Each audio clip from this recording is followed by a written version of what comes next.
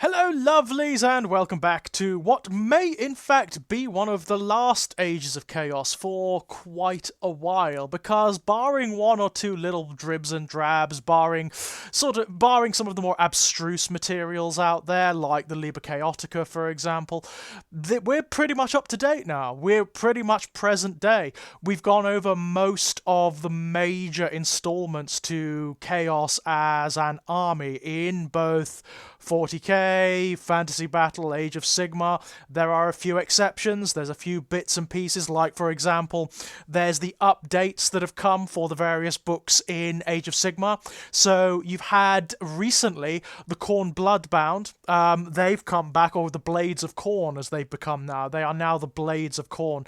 And all that's really happened with the Blades of Khorne, they've just taken the core stuff from the first two books that have that name, and they've just updated them for the present circumstances. So obviously Khorne forces cannot have magicians, wizards, spellcasters, and that's a bit of a pity in the current circumstances, because we are in sort of the post-Necroquake world. There are wild spells ranging around, there are epic spells and all sorts of things, and technically, the disciples of Khorne, or rather the Blades of Khorne, are kind of left out of that. So to combat that, what the designers have done is actually really clever. They've essentially created their own sort of kind of magic system for Khorne.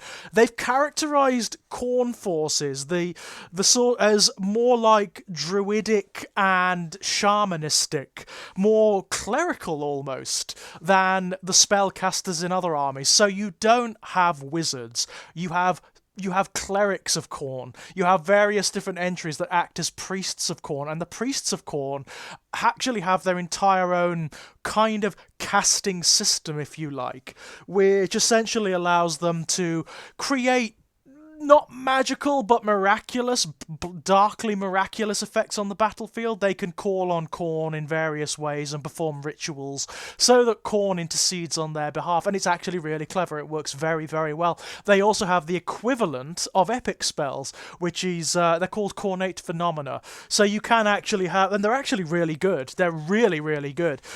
Beautiful models that wander around the battlefield, causing carnage in a very magical manner, but not. We don't want to insult the blood god. It's not magic. It's miracles. It's dark miracles when it comes to Khorne. And they're basically things like skulls that drip blood and that kind of thing. And they're lots of fun. It's a really, really good book. All the background is pretty much the same as it was in the previous Khorne Bloodbound books. There's a few new instances that tell you how the tribes of Khorne are coping in the aftermath of the Necroquake. There's a bit more involving how Archaon and the Slaves to Darkness interact with them, which is again kind of fun. It's a good book. We've also had updated recently the Disciples of Tzeentch. And the Disciples of Tzeentch were one of my, as you may have guessed if you've watched the previous videos, one of my favourite books in all of AOS. The updated one is even better. All it does, takes the Disciples of Tzeentch, gives them a bit of a shot in the arm. It just updates and tweaks a few tiny little details, nothing much, nothing that significant really. The background is still pretty much as it was.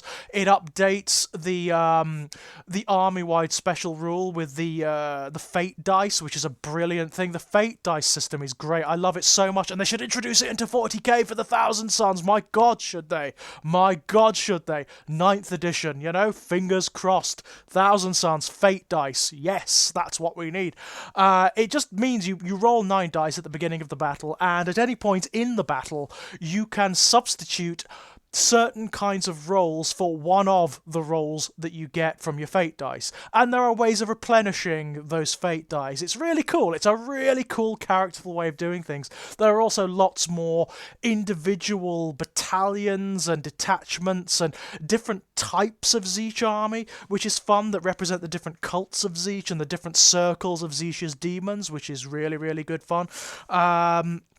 Beyond that, there's also the introduction of the endless spells, the epic spells, which is great. The Zeech ones are brilliant, actually. The Zeech ones are not only fantastic in terms of their models, but the way they work as well. The Tome of Zeech, the book, the fiery book with all the eyes on it, my god, that is fantastic. It is absolutely fantastic. Zeech armies are really good in AOS now, and I mean really bloody good. Not quite as good as the Hedonites of Slaanesh, but then what is? There's not much that is outside of the Ossiarch Bone Reapers, you know? One thing that did happen, which I found hilarious, they had to tone down the Hedonites of Slaanesh. The Hedonites of Slaanesh were basically dominating AOS battlefields, so they had to do an errata where they upped some of the points costs, they downplayed some of the more abusable elements of that army list, because the Hedonites of Slaanesh, man, they were doing the business. They really were, and they still are. They also introduced a very nice thing in the White Dwarf. There was a new addition to the Hedonites of Slaanesh, based around however you pronounce it, Slesk, or however you pronounce it, the part mortal, part not demonic coupling from the Hedonites of Slaanesh book. So you can now have different armies that represent the more mortal-centric aspects of the Hedonites of Slaanesh, which is really nice. That's really cool. They need to introduce that into the book. That would be nice. But yeah, it's good. It's all good. We also had the introduction of the Everchosen book, which is also very, very good. The Everchosen book basically represents a particular narrative campaign where the Varan Spire, the All Points, the Fortress of Archaon, which sits at the very nexus of all reality, is being assaulted by the legions of the Ossiarch Bone Reapers and the Nighthaunts of Nagash. Apparently, Catacross and Archaon, they had a bit of a spat beforehand, a long time ago, and Archaon kind of beat him up a little bit. You know, Catacross, the undefeated, in quotation marks, you know, got roundly slapped about by Archaon and Dorgar, roundly slapped about. So Catacross decides he's going to attack the Varan Spire. Meanwhile, Archaon has found where Slaanesh is. Archaon has actually emerged into Ulgish, the point that exists between the realms of Shadow and the realms of Light, Ulgu and Sheesh, which is called Ulgish, which is where Slaanesh is bound. And he's trying to free Slaanesh. He actually knows where he is. And there's a lovely little narrative bit in the Everchosen book where Archaon and Slaanesh are talking to one another. And it's great. Slaanesh talks to Archaon like a lost lover. He's like sort of purring and trying to seduce him. And Archaon, I really like the new characterization of Archaon. He's not just this rabid zealot anymore. He actually doesn't like the Chaos Gods very much. The new write-up for Archaon in the Everchosen book, rather the Slaves to Darkness book, and in the Everchosen book, points out that Archaon actually doesn't really like the Chaos Gods very much. He doesn't like gods in general. He's actually working towards a point where humanity doesn't bow to gods at all. He's actually trying to end the time of gods in the mortal realms. He doesn't like them very much. There's something kind of to be said for that, is there not? So he basically regards the Chaos Gods as just means to an end. They're instruments to him, basically. And he responds to Slaanesh by basically saying, "Oh, shut up. Stop being so ridiculous, or I'll just leave you here." And it's like the hubris of this guy. He is very much becoming the AOS equivalent of Abaddon, you know? Abaddon's like this too. Abaddon is not some pawn or instrument of the gods. It's kind of the other way around. The emphasis is shifting in the same way that it did between the Necrons and the Catan, you know? Initially, the Catan were the masters and the Necrons were the slaves. Now it's the other way around. And that seems to be the emphasis that's happening with the Chaos characters as well. And I kind of love that. It gives them their own motivation, it gives them their own impetus, and I kind of love that. We also had, I don't know whether I've spoken about it thus far. I don't know whether I've spoken about it yet, but we had the Vigilus books, obviously. In 40k, we had the Vigilus books. Vigilus was basically what happened after Cadia. It's a little update for 8th edition that introduces an entirely new narrative campaign around the world of Vigilus, where, for reasons, basically almost all of the forces in 40k are converging. Abaddon, of course, is trying to destroy it because it represents a stronghold in this sort of passage between Imperium Nihilus and Imperium whateverus, Secundus or whatever it's called. All the other forces are there for reasons. There's no real reason for them to be there. But what this did is it introduced lots of new models. It introduced the new Abaddon miniature. Abaddon's been updated at long last, and it also allowed for the Chaos forces in 40k to be massively updated. So we actually got a Chaos Space Marines Codex 2.0 for 8th edition, or 8.5 if you like, and it's really good. It's actually really good. It introduces lots of new stuff. We've got not only the new miniatures, like the new Dark Apostle miniature, we've actually got new additions to the HQ units in 40k. So we've got the Lord Discordant, and by the way, after the introduction of the Lord Discordant, my god, Chaos armies have been dominated by that guy, because he's insane! He's so cool! He's basically a Dark Mechanicus miniature. He is a corrupted kind of tech priest on the back of a giant spidery demon engine with lots of legs and tendrils and proboscis and things. He's very, very, very nice indeed. On the battlefield, insane. I mean, like, this guy goes toe-to-toe with Demon Princes, and in certain configurations, maybe even with Demon Primarchs, he is a bad dude. He can take down, like, he's such a threat to enemy vehicles. Such an insane threat to enemy vehicles. And he also very beautifully bolsters demon engines around himself. I mean, demon engines have always gotten short shrift, despite the fact they're big, lovely kits that are expensive and which you'd think Games Workshop want to sell. They've always been given short shrift. They've never really done what they're supposed to do. They've never been destructive enough. The Lord Discordant makes them so. There's also a lovely detachment in the Vigilus book, the second Vigilus book, that makes them more interesting. It really gives demon engines a bit of an oomph, a shot in the arm. There's also the new Dark Apostle miniature.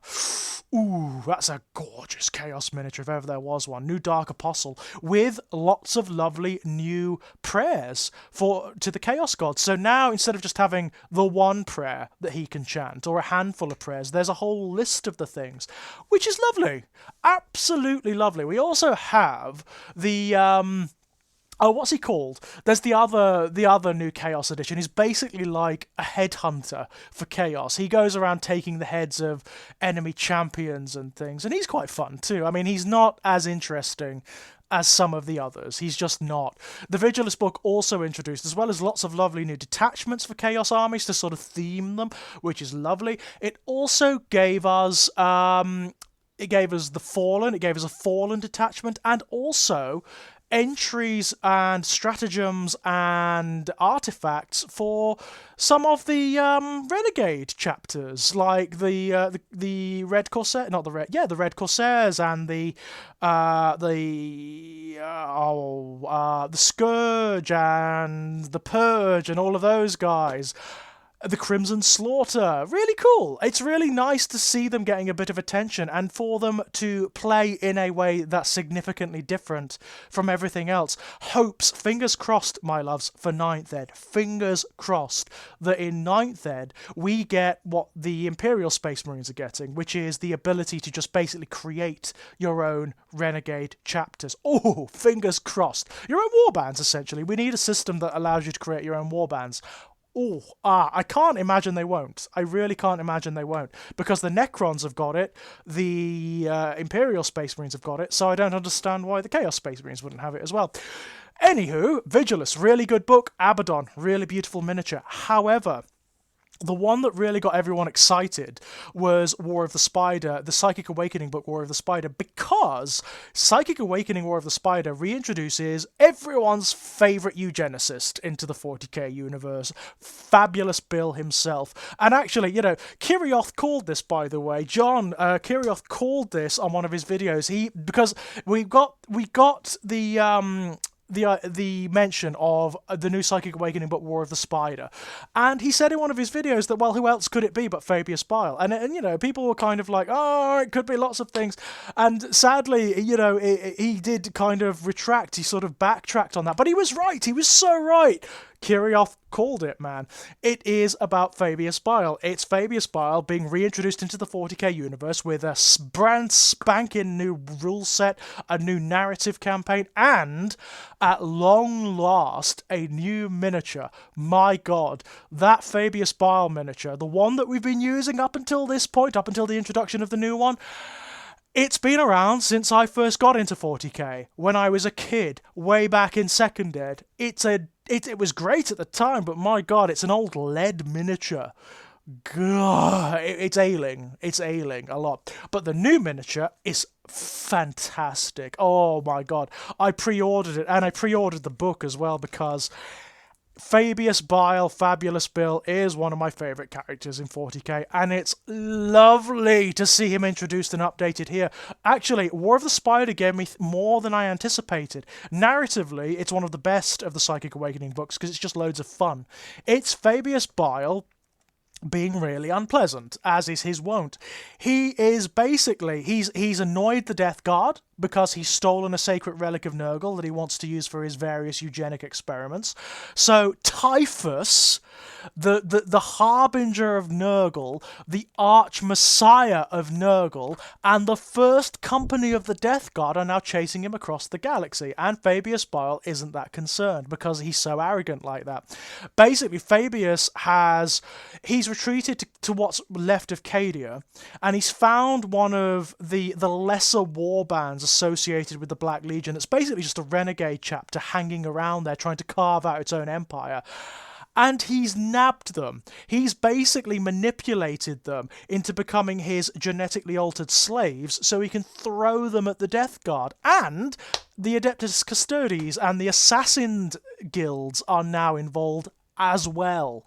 It's crazy. It's a bit of a mess, this battle. It's loads of fun because Fabius doesn't care.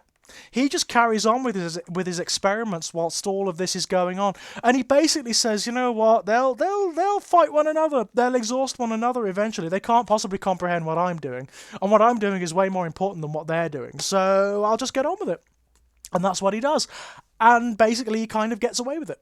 It's hilarious. It's absolutely hilarious. He's got this really sardonic kind of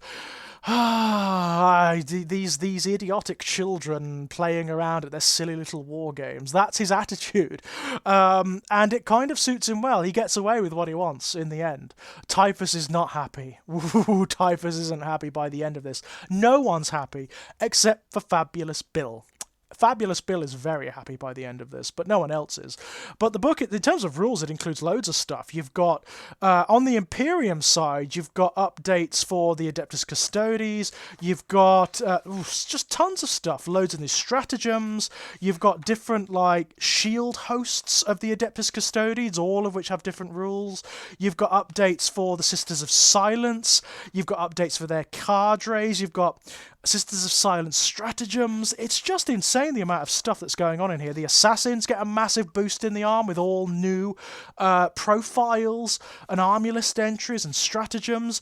The Death Guard, my god, do you get the impression that Games Workshop really love the Death Guard? They get tons of stuff in this. Not only do they have universal special rules that bring them up to date with all the other Space Marine armies in the game, like Malicious Volleys and Hateful Assault and whatnot.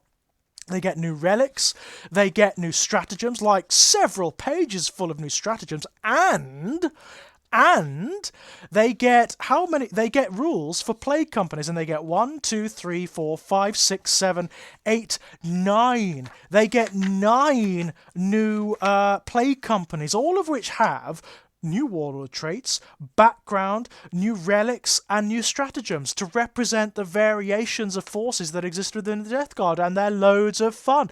It's brilliant. Also, we get what I did not expect: the Agents of Bile army list. Now, Fabius Bile's always had a difficult place in the Chaos Space Marine Legions because he's always been kind of an outlier. He doesn't serve the Chaos Gods. He doesn't really fit with any one army. He doesn't really hang around with any one force over much before moving on because he tends to get on their nerves, you know? He tends to make enemies rather quickly, does Fabulous Bill. So this introduces an entirely new army list exclusively for the Agents of Bile. So you can create your own twisted, genetically altered, surgically transformed creations from the base Chaos Space Marine army list if you include Fabulous Bill. It's wonderful. You get loads of stuff. There's a new entry list for Fabius himself, which is great. You get new keywords, you get new abilities, like overarching abilities for the army, which is fantastic. New relics, new stratagems. It's actually really good and a wonderful new take on the Chaos Space Marines that makes Fabius Bile something that wee bit more interesting, because he alters the entire structure of your army now, rather than just being a character that you include. And in and of himself, he's actually a really good character. He's not like Abaddon or Typhus, who are beat sticks. He's a buffing character. You know, he enhances your army, and he's really good in that regard. He's actually really good and really survivable. The new miniature's great. This is one of my favourite of the Psychic Awakening books. It's really, really, really good fun. And probably the last entry for a little while in the Ages of Chaos, my loves, but not for very long, because we've already had an inkling of what's coming in 9th Ed, and the Death Guard are going to be one of the first wave of codices. So when that one comes out, there'll be a new entry, my loves. I'll also going to be taking a look at some of the sort of ancillary publications in between now and then. So I will have a look at the Liber Chaotica, because the Liber Chaotica are just fabulous books. I mean, those of you who have read the Liber Chaotica, the Liber Chaotica are, I'll talk about it in the video, but they are amazing. Absolutely amazing books. Until then, my loves, bye-bye.